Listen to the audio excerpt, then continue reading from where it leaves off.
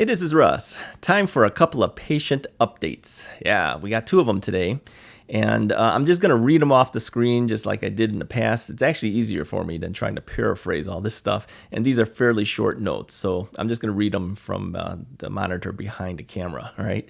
So patient 7M from Nevada. Okay. I don't know if you remember this guy, but this is the guy that liked to do a lot of skiing. Okay. So he says, my total knee replacement was September 29th and my MUA was November 9th. I had PT session a week ago and I was okay to try out skiing this week, which I did yesterday. Yeah, he was right back on the slopes, okay? If that was to go well, then I would have one more PT this coming Monday as the last one, all right? Well, indeed, skiing went very well. I was able to ski probably 80 to 90% of my ability. Of course, I stayed pretty much on the groomed runs, but I normally ski on non-groomed runs. So he took the easier route, okay?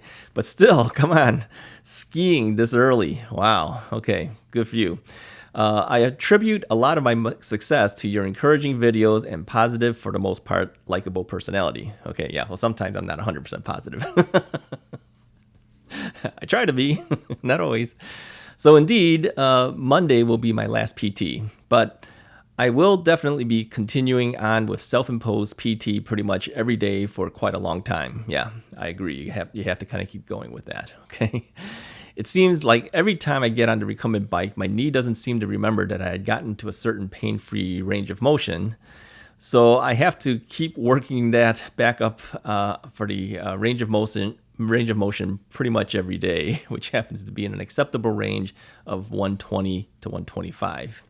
Keep doing that thing you do. Okay, so yeah, he is pretty much back to being active. That's good. All right, good to hear that somebody's actually doing something. I'm still working it. All right, patient 8M from Minnesota. All right, here's what he has to say. He's the guy that had a knee replacement, and then a little bit while later he had a hip replacement. Remember him? And I'll put links up there for you guys to see the original videos of both these guys, so you can review that if you like. So patient 8M from Minnesota, he says, I agree with you and patient 5M. If I don't do flexion and extension exercises every day, my knee gets even more stiff and I lose flexion and extension quickly. Yeah, flexion is my biggest challenge. Yeah, I think we have to keep going with it. You can't just hit that number and then expect it's going to stay there. So yeah, keep doing it. I prefer passive exercises like clean socks on feet on the wall and let gravity work for flexion, and laying my foot on stools and letting gravity pull down for extension. I do both exercises 3 times a day for a minimum of 7 minutes each. Okay. The more active exercises that pull hard on your knee always ends up hurting and making me more stiff. Okay. He also has a request here. He says, I'm wondering if you would consider asking your viewers what is their favorite and most effective exercise for stretch or flexion and extension and time of exercise, and ask them if they frequently change exercises. So, okay, so what he's asking is that you guys make some comments as the type of exercises that you do, how often you do it, and if you change those things out, okay?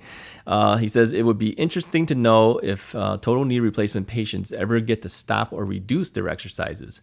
Lastly, I'm wondering if patients who are good with flexion are challenged by extension can work or extension.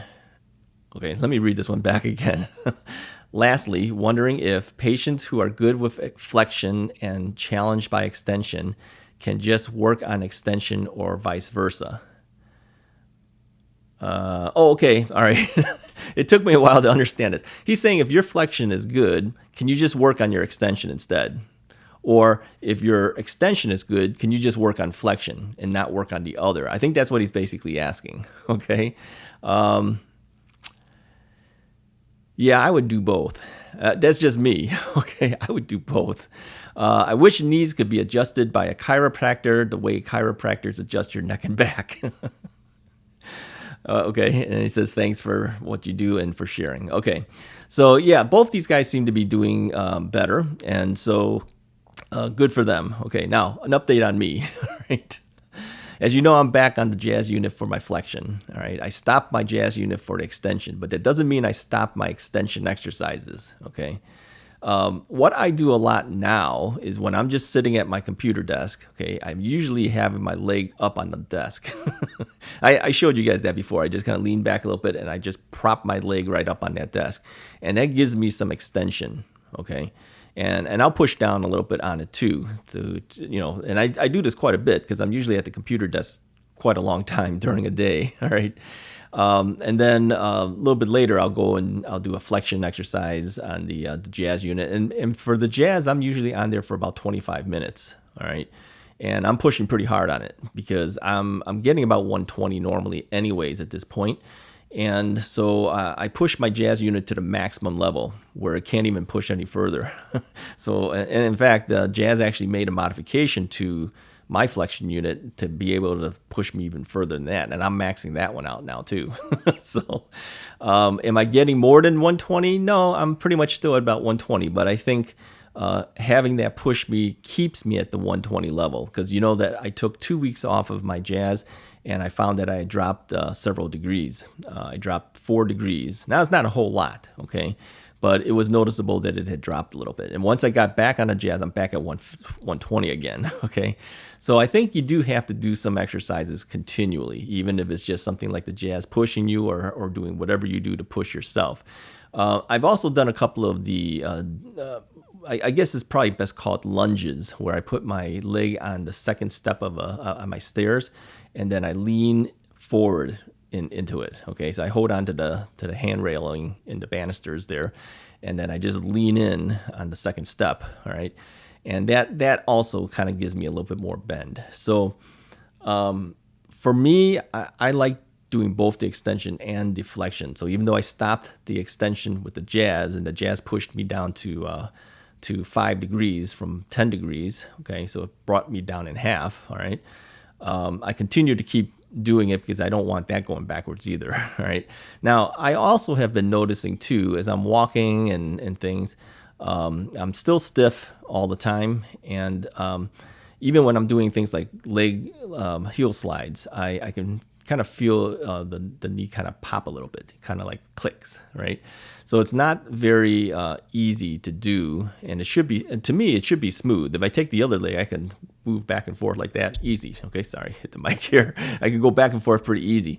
But on the other leg, okay, stop this timer.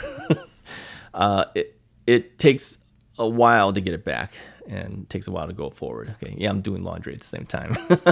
That's the dryer timer to remind me check the dryer. So, anyways, I'm not perfect either. It's still, what is it? It's about 6.5 months, 16.5 months. Sorry, 6.5, 16.5 months, and I'm still having issues being able to quickly move my leg back and forth.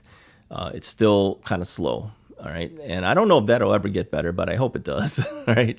But I keep going with it as well. Anyways, those are our patient updates. And again, if you would like to be featured here at Russ is Right, I'll put a link below as well in the description of a video that describes how you can contact me and tell me your story. And I think these patient videos are helpful because I know that whenever we have one, people do watch them.